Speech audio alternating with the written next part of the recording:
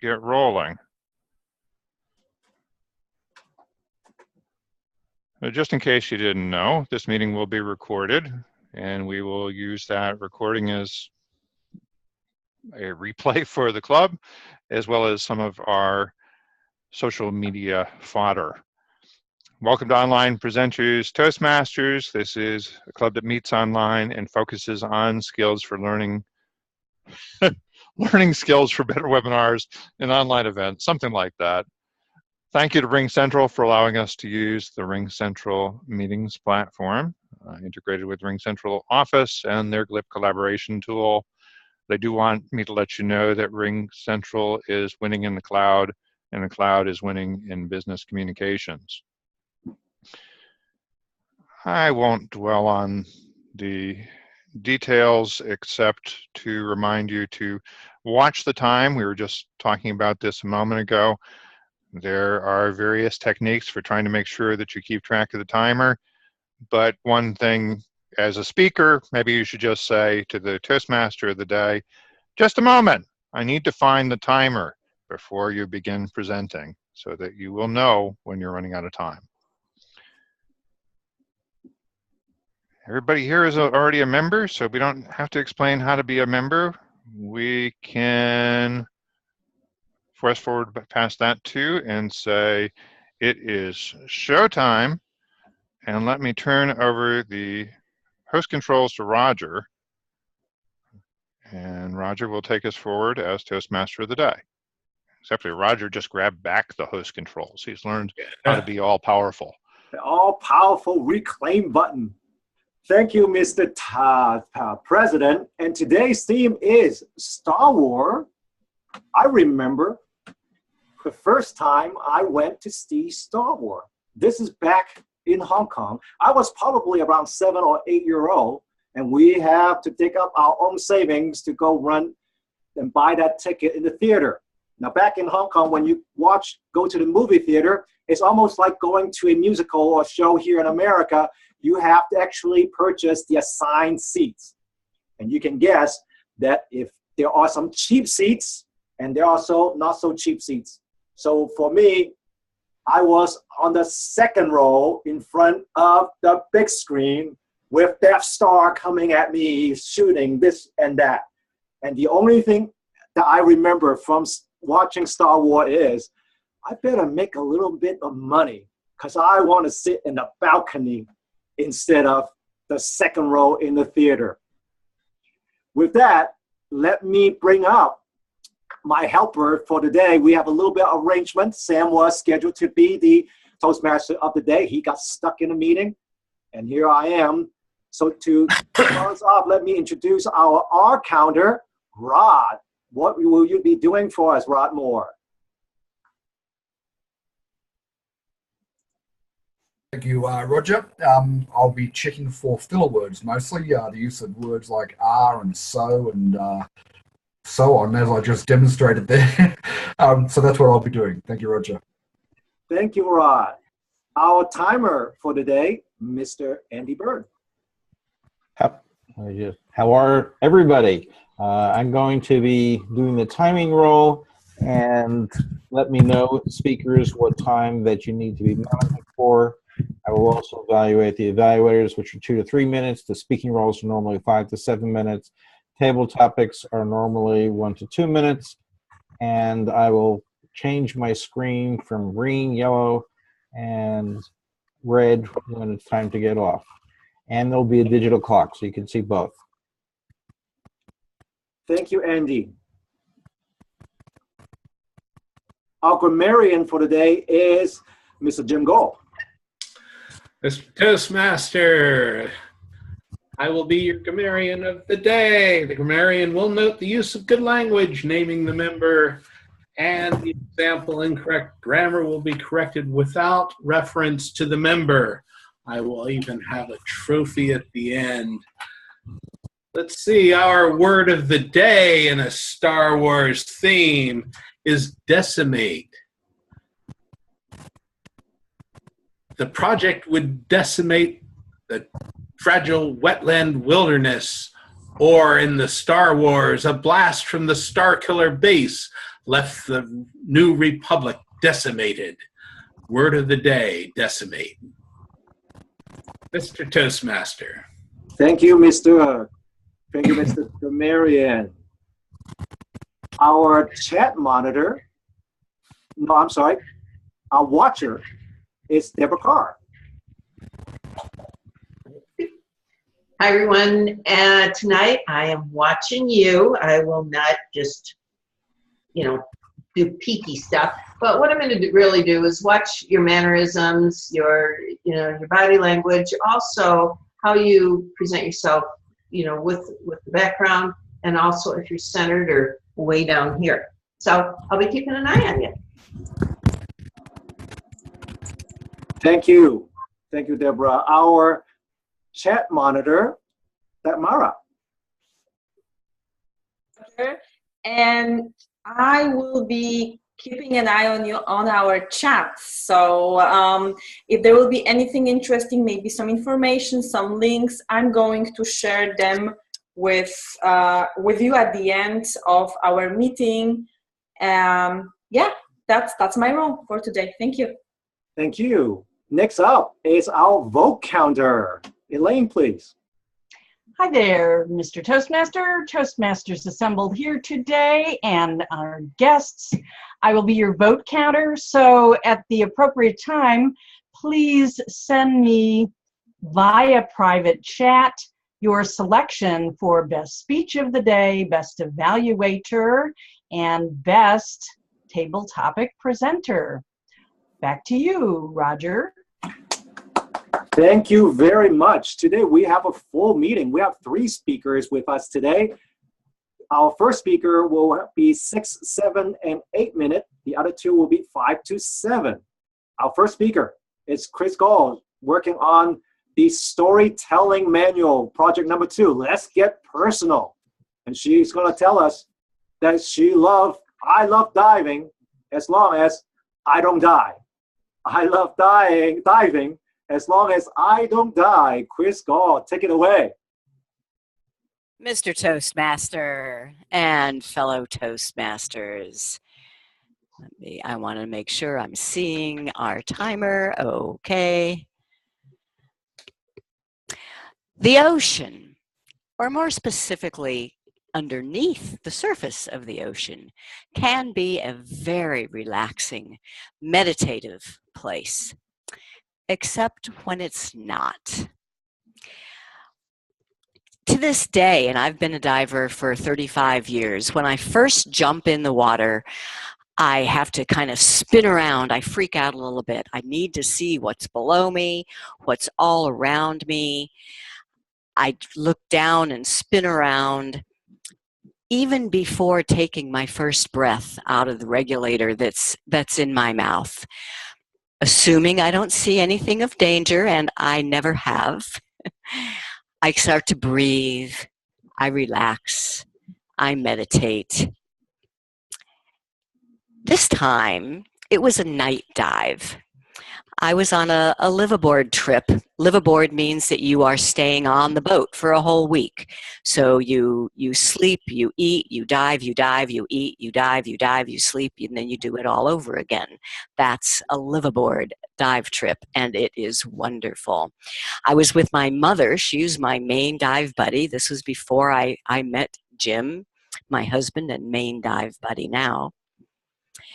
And she was sitting this one out. It was a group of advanced divers, so we didn't have to buddy up. We were just all going on a group dive. And I, too, am not a fan of night dives. To me, a night dive is the same as a day dive, but you can't see. So why bother? Well, there is one reason, and that's because you see some really interesting critters at night. I especially love watching octopus, and they come out at night. Now, you do have a light, but when you shine your light, all you're seeing is what's right in front of the light. You don't see anywhere around you, so it's kind of a narrow focus. we were anchored, the boat was anchored at the same place where we had done a day dive. So we should be able to recognize everything, right? See that coral head over there? That's the same. I remember that. Well, no, maybe it was that coral head. No, everything really does look different at night. The good thing about night, though, is that you can see where everybody else is because they all have lights. Even if they're not shining their lights, we have a chemical light called a Siloom stick that's tied to the back of your tank. So everybody is visible by the lights, even the boat. You might be far away, but you can still see the lights that are shining down from the boat. You can see in the distance, and you know which way to go to head back. In day dives, you have no such indication. You have to rely on your memory of the lay of the land. So I was relaxed into the dive, just shining my light under every ledge and around every coral head, looking for some critters. I didn't see any octopus. I'm bummed by that because octopus are so cool. They could look so big when they spread their tentacles, and then they can collapse into nothing and disappear into the tiniest crevice. They're just so cool. But I did see some basket stars. A basket star just looks like a tumbleweed. It is really a weed, and with just all these interconnecting branches. But at night, you realize that it's an animal. Those branches spread out and they start walking. So a night dive can be cool. I was relaxed, breathing in, breathing out, and then I take a look at my gauges. Time to head back to the boat. I am not really a fan of boat dives. I don't like to swim against the current. If there is a current, so I see where the boat is. I start kicking my fins, but I'm not getting anywhere. I kick a little harder. I'm still not getting much of anywhere. A current has popped up during the dive while we were under. I hate swimming against the current. I'm a go with the flow kind of gal. I much prefer drift dives. That's where you get to go with the current and it's the boat's job to pick you up. But this boat, this night, was anchored. It's my job to get back to that boat. I didn't have any choice. I had to do it. The current said, I'm going to fight you. I was rested and had plenty of energy. I figured I could do it. I just had to kick harder. I started breathing heavier. I hope I have enough air.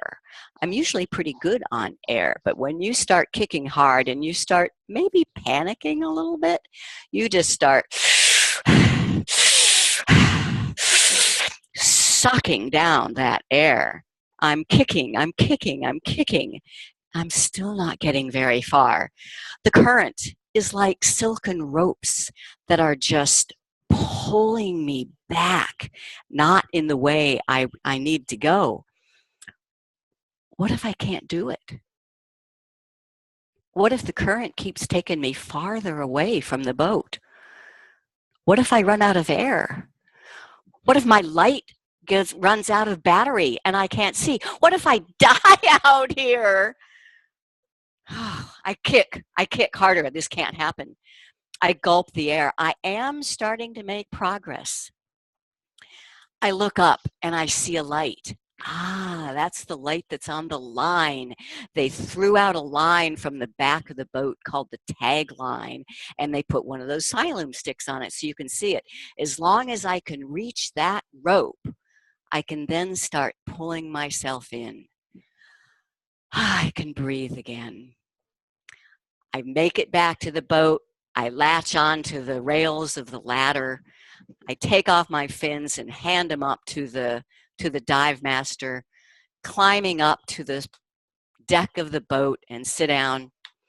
And there's my mom with a big smile on her face, a warm towel, fresh and fluffy out of the dryer in one hand, and a glass of wine in the other. Life is good. Mr. Toastmaster.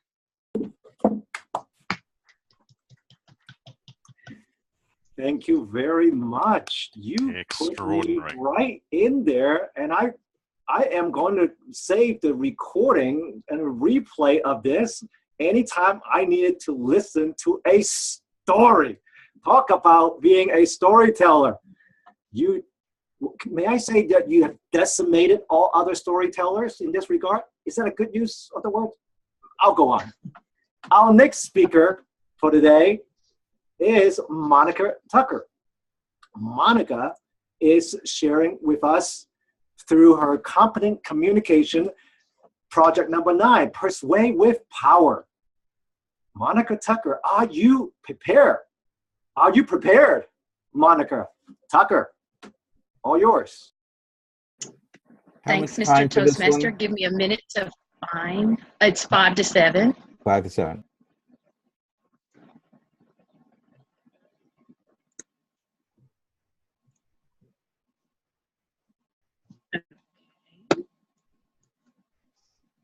I think I've made y'all disappear now.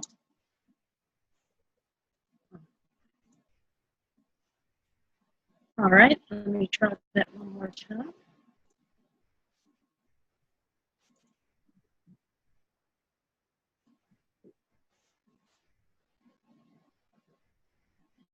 Okay. And you disappeared again, Andy. Hold on.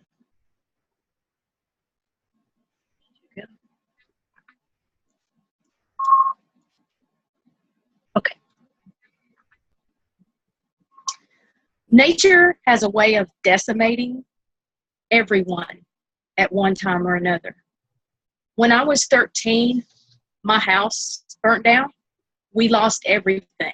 And it was several months before we got everything back that we needed for daily life.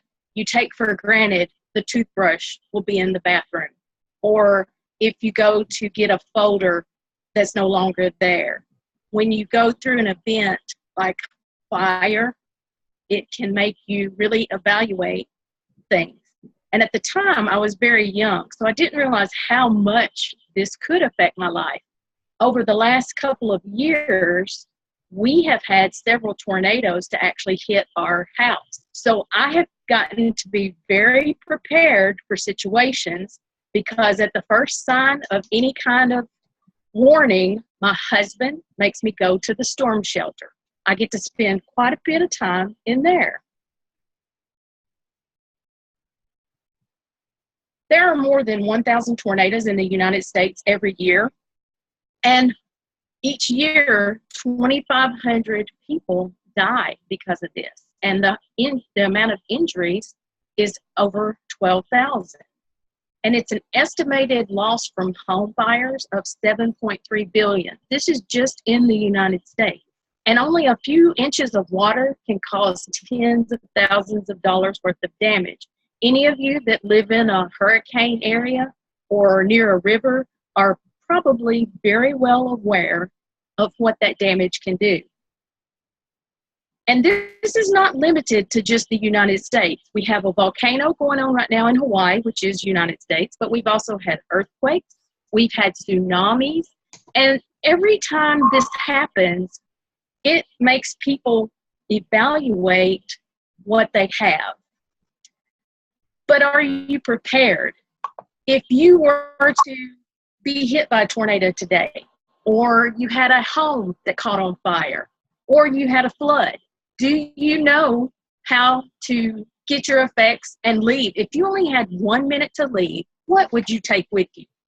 I want to challenge you to think about that, because 1 minute is not a lot of time, especially if you have things spread across your house, you have family, you have pets, you're wanting to grab everything out the door, but you're limited.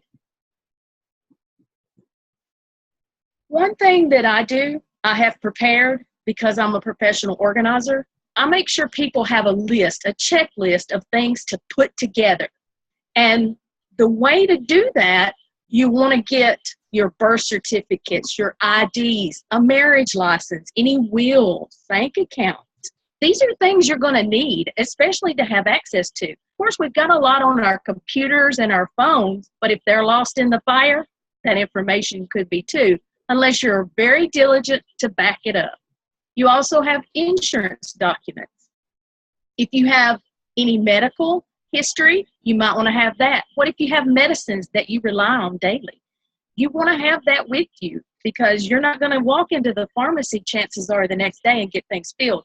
Like if we had tornadoes back in 2011, we were without power for over a week. So getting to things and having things that you need become an issue. Also, a big problem of some of my customers has been photos. They lose photos. They lose their history. And you can't really put a value on that, but it is a valuable item to you or you wouldn't be holding on to it. I use Life in Case. This is a box that's completely designed for all documents to be in one place, organized, ready to go. Each folder has a checklist to allow you to know what you need to put in there. And it'll hold over 500 pages. I'm going through mine right now and redoing it because we've had some changes in our farm, in our home. So I'm really working on that. And this case is not watertight, so I actually put it in a plastic bag and I have it in a fire safe. So the first thing I grab on the way out, phone, husband, and I gave him specific instructions to grab the pet. If he doesn't, he better stay in there with them, no matter what.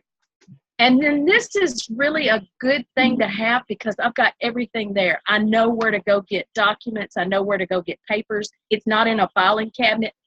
I can't tote a filing cabinet. I've been doing some workout, but not that good. So to be prepared is half the victory. And this is a quote that I really love.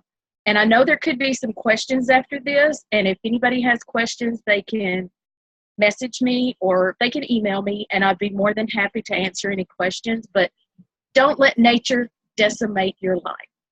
Mr. Toastmaster.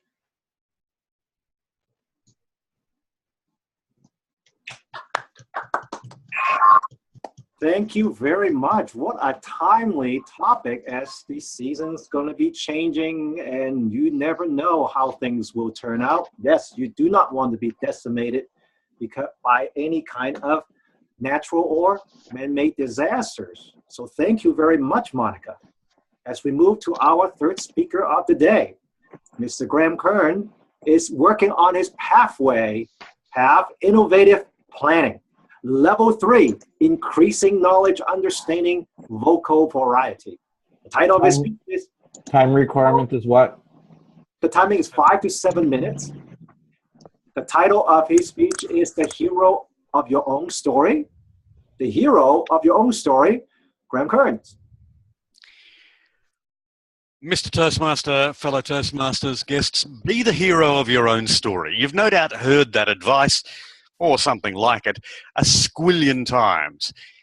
Don't let other people dictate your journey. Be the hero yourself and blaze a path of glory. But what if you're not a hero, despite what's going on in your head? I've had time to reflect on this recently, on my own view of myself as hero, after I watched a man suffer a heart attack and die and then be resuscitated just meters away from me. And I just sat there and did nothing. What sort of hero am I if I'm frozen in panic while others around me leap into action? Maybe I should back up a bit though. I was at a Toastmasters district table topic speech contest a few weeks ago when a contestant was elevated to the contest just minutes before it began. It was one of those weird circumstances, a combination of a car accident for the winner, the ineligibility of the runner-up, the fact that he was present at the contest. Anyway, he was unprepared, but he quite gamely competed. And then, as he was walking away from the stage, he turned ashen and collapsed right next to the table where I was sitting. Now, I've done first aid training, and all the lessons started running through my head as I sat there. You know, Dr. ABC. Check for danger, check a response, check the airways, make sure he's breathing, check the circulation and pulse. But as I was processing this checklist of what I should do, others, who were nowhere near my table, I might tell you, had already got the patient into the recovery position, started checking for pulse, and had called for paramedics. And as I move on to thinking, now, is this a seizure or is this a heart attack? I notice that one of the more efficient respondents has already started CPR. Another has a timer app on their phone, giving the CPR performer the compression rhythm that they need. And between those compression sessions, another respondent who's come from clear across the ballroom to get to where we are has already started delivering resuscitation breathing. And I've yet to move away from my seat. Now, I have to say, I didn't even have the leadership to start clearing the room of people to allow respondents to do their job in relative peace. It was up to somebody else to make that call. Some hero I turned out to be. Oh, once action was underway, once I had been given something to do, I did it. I helped clear the room. I helped calm the 100+ other Toastmasters, some of whom were in the early stages of shock, I might tell you. But I was not the hero that I had always imagined I would be in the back of my mind. I was reminded of a certain political leader who shall remain nameless, who claimed that he would have run unarmed into the scene of a recent school shooting to bring down the gunman. Now, my immediate thought was, yeah, right. But to be fair, he may have genuinely believed that he would do so, part of his vision of himself as hero of his own story. I think that, like me, he probably would have still been processing what to do when somebody else is already doing it, though. Now, I'm not going to beat myself up for not acting. There are, I'm told, some very good reasons why we fall prey to inaction in circumstances like this. The brain's limbic system is the area that tells us what to do in an emergency. The fight or flight or freeze, they're the typical responses. But there's another part of the brain, the prefrontal cortex, which is where rational, reasoned decisions are made and where analysis takes place. Now, in certain situations, such as the one that I'm talking about here today, the limbic and frontal systems go into this sort of loop, and inaction is the result. But here's the difference. Constant, continued, repetitious training, the sort that soldiers use in drills or that air cabin crew use in their first aid training, they allow the limbic to take control in those crucial first moments, sort of like a muscle memory that kicks in, and that acts before the brain has time to go into that, oh, what do I do, spiral. For speakers, that's what Toastmasters does. The speeches, the table topics, the idea that we learn skills that become part of our speaker's toolkit, skills that we can draw out without even having to think about them. That's why I always encourage people to take part in table topics, because we can all use all the help we can get in getting those mental muscles working. But there's a wider issue I'd like you to consider, ladies and gentlemen. If you have that vision in your head as the hero of your own story, perhaps you should ask yourself, do I really want to be the hero, or am I happy being a bit player? After all, the hero may get the glory, but all too often they sacrifice love and happiness and peace to gain that glory. So do you want to be the hero? If you do, more power to you. But ask yourself, what sort of hero? I'm reminded of a Bobby Russell song, which dates back to late 1960s, where he sang, he's the 1432 Franklin Pike Circle hero.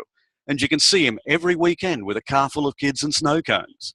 And the people across town don't know his name, but on Franklin Pike Circle, he's king, the 1432 Franklin Pike Circle hero. The hero of a suburban story, a story about happy families and domestic bliss. Ladies and gentlemen, now that I think about it, maybe that's the sort of story that I am happy to be hero of. Mr. Toastmaster.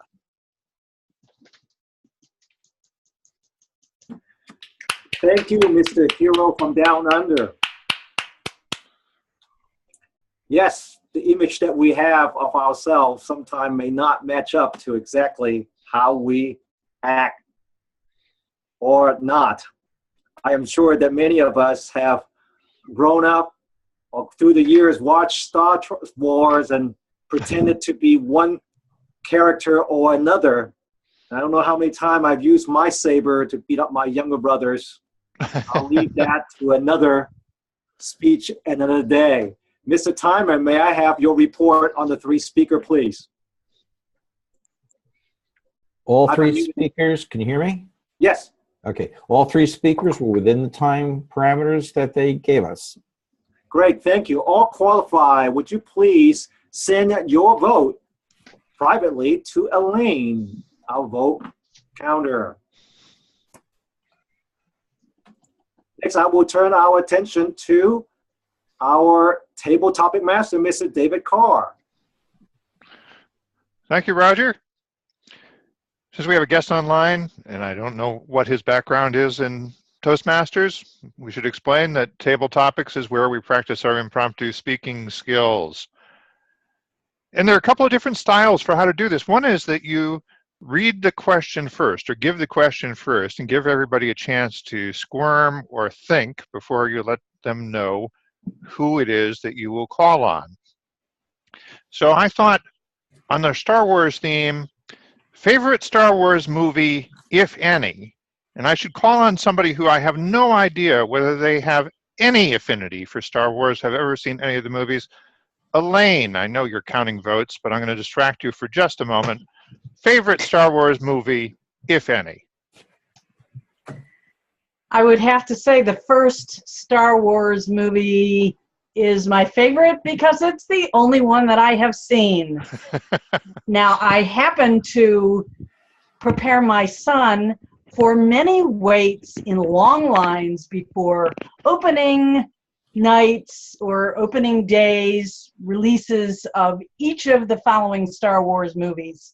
So I might remember the names of a couple of them, but I only saw one. So that's Star Wars Episode 1, I guess. Back to you, Mr. Toastmaster. All right. All right. Thank you, Elaine. Question number 2. Star Wars or Star Trek? Sort of like a boxers or briefs question for geeks. And since it's for geeks, we'll have to ask Jim Gold, who I'm sure will have an answer one way or another. Jim Gold, Star Wars or Star Trek? Where am I? You're on your porch. All right. Okay, Star Wars. I'm lost here. There I am. We hear you. We see you. Okay, very good. Star Wars or Star Trek? I think Star Trek has to be my favorite because it's started earlier. It was earlier in my childhood when I saw the first Star Trek. I was already a semi-adult when Star Wars came out. And just the whole idea of Star Trek and boldly go where no one had gone before, it was just so compelling. And it was really just a Western in space. The whole idea was just so much like Gunsmoke. It was, you know, the whole idea was just taking it into the future. But I really like that idea of the future, and I like the logic of Mr. Spock, and I like Bones. So it had to be Star Trek. Go ahead. All right. Thank you. All right. And last one, favorite Star Wars creature? And then again, you're allowed to answer none of the above if you never paid attention. But Rolando, favorite Star Wars creature? Mr. Table Topics Master, fellow Toastmasters, and most welcome guests. I have not seen any of the Star Wars. I'm sorry to say. But I can see, every time after the Star Wars, I can see all the costumes and all the swords, all the lightsabers people will be wearing. And I'm amazed with the commercial success Star Wars made. I give all props to George Lucas. Billions of dollars. Not only Star Wars made movie from ticket sales, I think a lot of the money was derived from the costumes and from all the equipment that people were buying after the movies. And it was so successful that Disney just bought those distribution rights to Star Wars for almost, I think it's $5 billion or something like that. So what a genius this guy, George Lucas. I mean, who could have thought of that? All those trilogies, starting from the original one. Even though I haven't seen any of them, I've read about them, and I'm impressed. I just like Jim. I'm more like a Star Trek guy. That's why I haven't had time to sit down and watch any of them. But I'm impressed with all the success that they had. Back to you, Mr. Table Master. All right, thank you, Rolando. And Lois is in the chat window because she did a whole speech on just the toys of Star Trek or Star Wars. Excuse me. Maybe we have a timers report, please, Mr. Timer. How did our table topics contestants do? Very much so. Elaine did 37 seconds. Didn't quite qualify. Jim Gold did 1 minute and 9 seconds, and Rolando did 1:32. All right. So let this be a lesson to you, Elaine. A minute is a long time. It's longer than we think it is. And Rolando had nothing to say either about Star Wars particularly, but you know, this is what Toastmasters teaches us to do, is to blather on when we have no idea what we're talking about. So that is the skill that you need to continue to refine. Back to you, Mr. Toastmaster. Thank you, Mr. Table Topic Master. Elaine, you can find that instruction in the latest manual about blabbling. So I'll just let you look it up. Thank you. In that regard. Let us continue and move on to the next part of our meeting, which is the various different evaluation. Not only do we want to have lots of practice in speaking, but we also need some feedback so that we can improve upon our skills. With that said, let's start with our Star Wars specialist, expert extraordinaire, Miss Lois, please. Thank you, fellow Toastmaster Roger. Fellow Toastmasters, welcome guests, and especially Chris. Wow. This was an amazing speech. I was very impressed from the moment you started taking the screen because your background is the dark sea blue. And I found that was a great choice of color. Your imagery was amazing. Sucking down the air, current with silken ropes, interesting critters at night. We could all feel what you were feeling. This was one of my favorite speeches ever, and I think that I'm with Roger. When I want to see a storytelling or I want to show it to someone, this is going to be one of my go-to speeches because it really was so strong. I absolutely adored it. I've never done diving, so I cannot appreciate what you went through. It sounds beautiful, but I've seen Jaws many times. I'm good with that. What could you have done that might have taken this to a different level? Well, you know, there wasn't a lot, I have to say, and I'm one of those types that I like to pick things apart. Here's a couple of things that you might want to be aware of. Look like you might be reading to the right, because a lot of times I saw you going down like this and talking, and then you'd come back. I don't know if you were reading or not.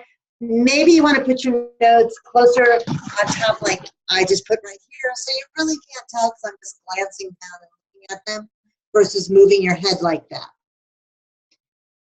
You stole the show. I mean, it was just an amazing speech. But one thing you might want to consider is when you took that dive at night, how did you feel?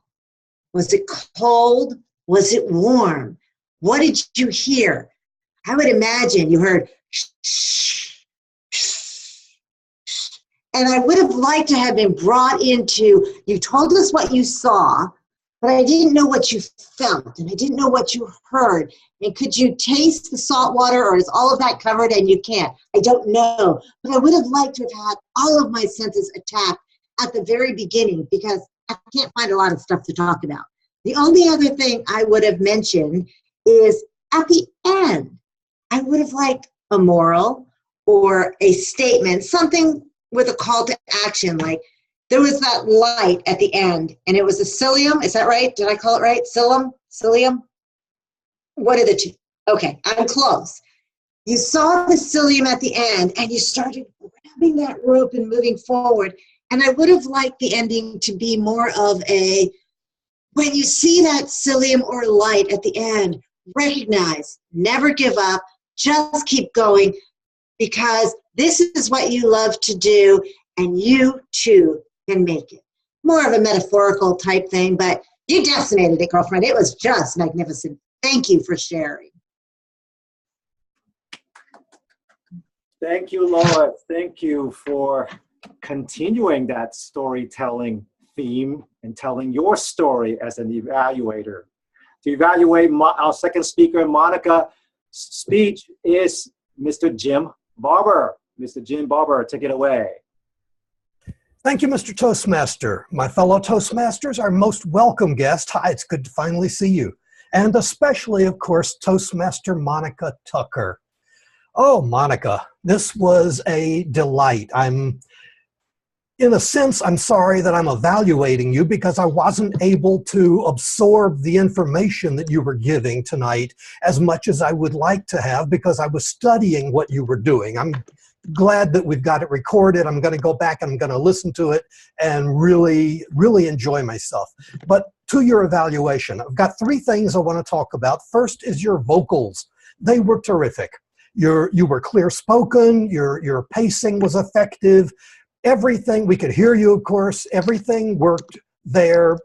No suggestions at all. That was right on.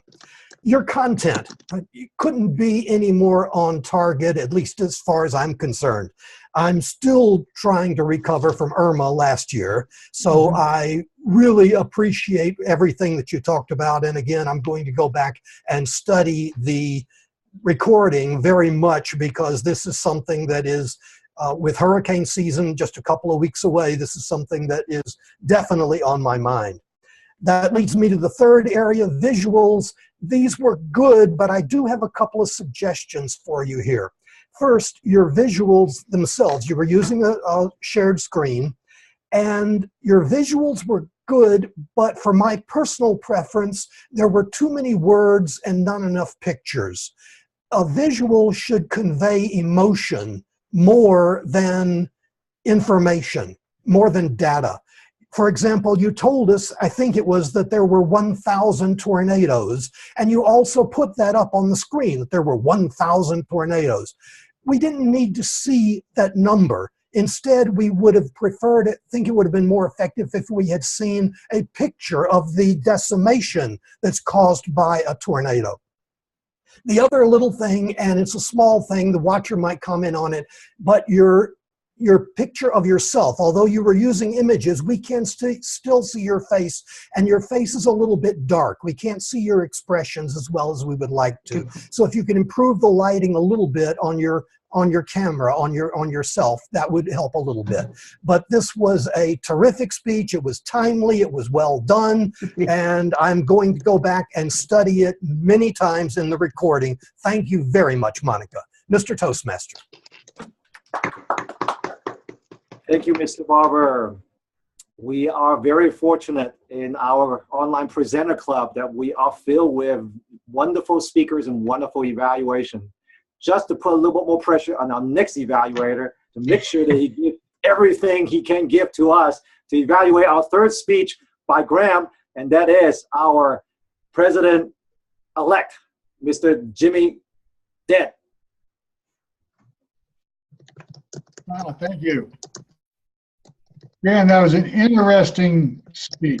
I like the title and the topic of the speech is about being a hero. And every day there's opportunities where we can be a hero. It doesn't have to be something dramatic. It can be something very minor. And one of the things I noticed is your strengths was you gave the speech with enthusiasm. Your volume was good and your voice was clear.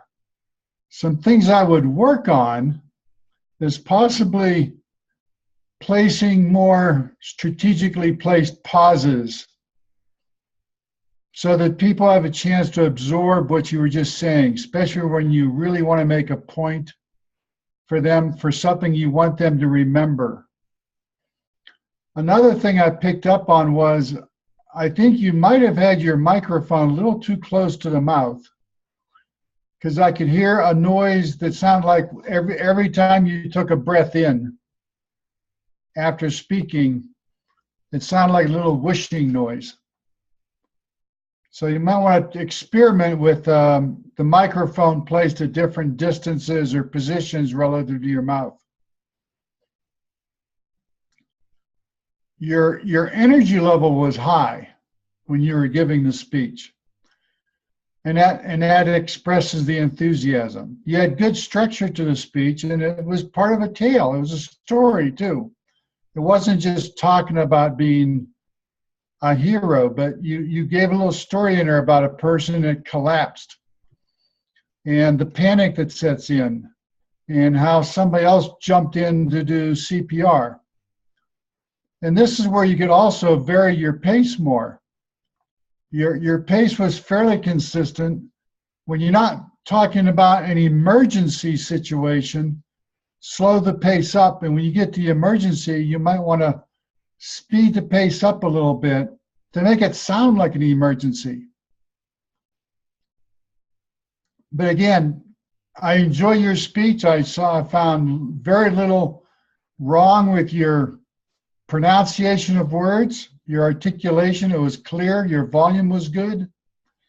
And you did have a call for action at the end, which is telling us to all be heroes in some way. Back to you, Toastmaster. Thank you, Jimmy. I think Graham was trying to do his Darth Vader impression with that. Did you know that James Earl Jones only made $7,000 on that very first Star Wars? Can you imagine that with that voice? But I'm sure he made up for it in the next few movies.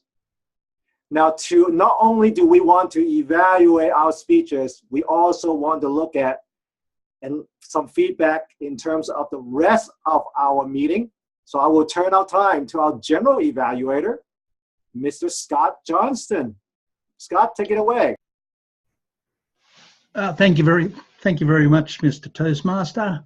Well, what a great meeting we had. We had some excellent speeches. We had some great table topic session. And Roger, you controlled from the front. You made decisions when you need to. You showed great enthusiasm, which really drove us on. We all got excited from how excited you were. You introduced all your helpers, which was great, and you just kept everything on time. So well done to you, Roger. The other points I've got for improvement, if I look at all the speech evaluators, all were very solid evaluations, well structured, gave good points for improvement. The only feedback I've got for the evaluators at times was hard to see hand gestures. Sometimes the hand gestures came up like this, but some were just on the bottom of the screen. So if the speech evaluators can just concentrate on when they want to gesture, when they want to use the hand gestures, but just make sure that they bring it up in front of the camera so all the rest of the members can see that.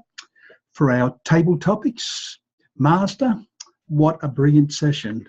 Star Wars always generates some great feedback, and our table topics Master came up with some really great questions, and we had some excellent feedback from the mini speeches that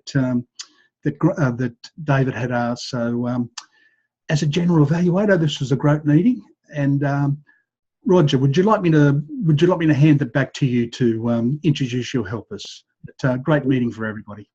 Thank you, Mr. General Evaluator. Let's also listen for our evaluation from our grammarian, please. Mr. Jim Gold, our grammarian.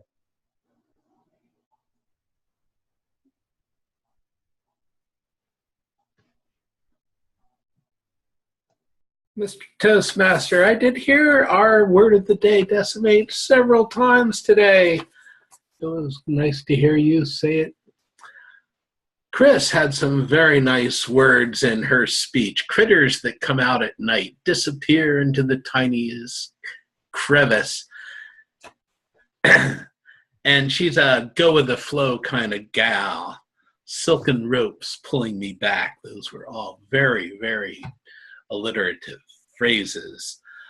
So, Roger, I heard you come up with the word of the day a couple of times. Monica, she came up with it a couple of times. And don't let nature decimate your life. I thought that was excellent. Graham, hero or bit player? I thought that was really, really pretty good. So, Star Trek, not Star Wars. Back to you, Mr. Toastmaster. Thank you, Mr. Grammarian. Allow me to ask our timer. I need to backtrack a bit. Allow me to ask the timer the timing report for our evaluators. The evaluators all made the time. Jim Barber was 2:41. Jim Dent was 2:42. And Lois, I started timing late because I was so engaged in her evaluation, I didn't start it on time. But I made the decision that they were all qualified for this evaluations. Thank you, Mr. Timer. All three of them qualified. Please go ahead and send your vote to Elaine, please. Lois, Jim Barber, and Jimmy Dent, our three evaluator. With that said, let me switch back to our feedback and hand it over to our Madam Watcher, Deborah Carr. What did you see? Overall, everyone did really well. There's a couple things that I just wanted to bring to attention because, like, Andy's face was blinking. So a lot of times when we're watching the speeches, it would draw our attention away. And I don't know if that was intentional of Andy to blink or not, but your head was blinking a lot. So you tied right into the Star Wars theme. So, that worked out. With Graham, a lot of times he's down and we can only see him from like nose up, which reminds me of the neighbor on Tool Time, looking over the fence. And right now, Graham, where you're positioned, we can see your whole head and even your chin. But a lot of the meeting, you were right through here. And Adrienne was back quite a ways. Now she's forward. But everybody did really great. Those were just the few things that, watching Andy's face blink was just tied right into the whole Star Wars thing. Thank you, Deborah. Thank you very much. Next up, may I have our R counter report, Mr. Rod Moore? Thank you, Mr. Toastmaster. Overall, a good evening as far as filler words go, except for me, who continuously says "ah."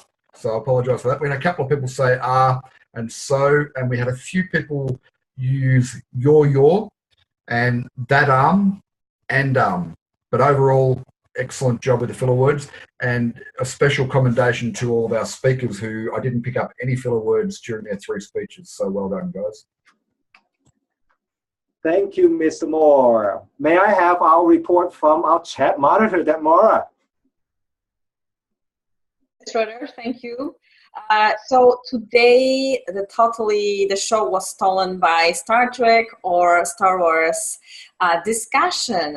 There were so many voices on who prefers what.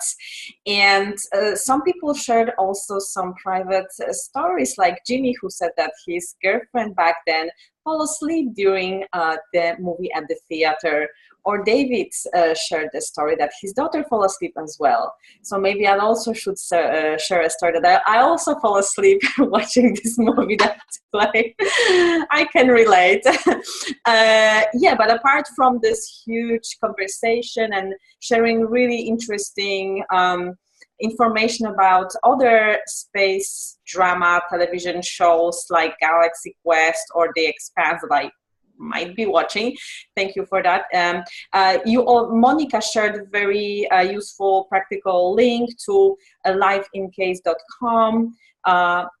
the case that, like in case.com, that the case that is a great organizer or help you organize your document and your life in case of emergency. So thank you for sharing that link. And thank you for being so engaged in the chat today. Back to you, Roger. Thank you, Demora.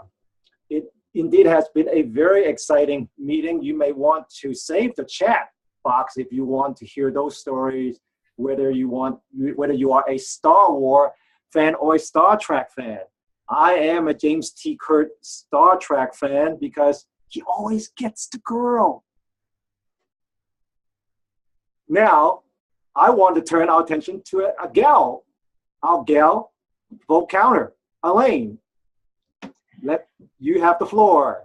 So, Mr. Toastmaster, fellow Toastmasters, and our guests, I'm pleased to announce that the winner with the most votes for Best Speaker of the Evening was Chris.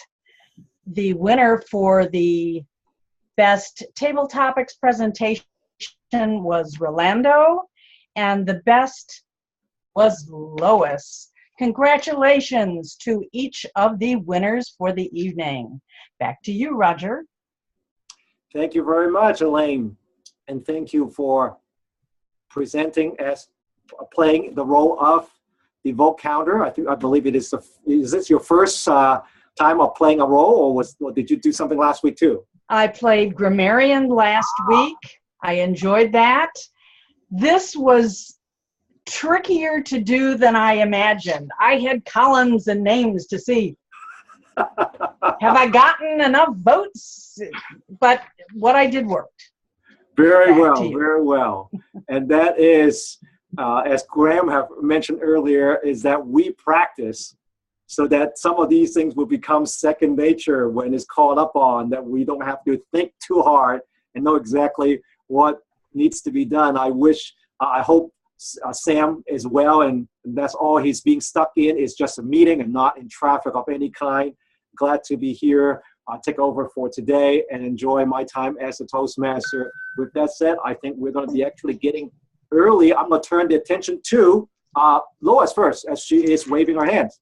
Yes, Roger, could you please take the vote whether everybody likes Star Trek or Star Wars better? I have to know. I'm sorry. All right, raise your hand if you are a Star Wars fan. Star Wars, raise your hand. One, two, three. There's supposed to be one over the other? Or yeah, one over the other. You can only pick one. Star Wars, 1 and 2 and 3. All right, now admit it. The rest of you, Star Trek fans, please raise your hands. 2 hands. You can raise your feet if you can do a little gymnastic in that too. So, all right. Oh, and we see Lois and her Vulcan greeting also. So thank you, Lois. There we go. Deborah, Carl, you had. I stole it from Jim Barber. I saw him do it. Deborah Carr, you're unmuted. Oh. I'd like to hear what our guests thought tonight. Yeah. Our Mr. Guest, would you share with, hello, would you introduce yourself real quick and what you thought about our meeting tonight? Hello. I like the meeting. I'm Neil. I'm Toastmasters from South Florida. All right, welcome, Neil. Okay. Who invited you, Neil? Anybody in particular? Or? I've met you at the conference before. You did.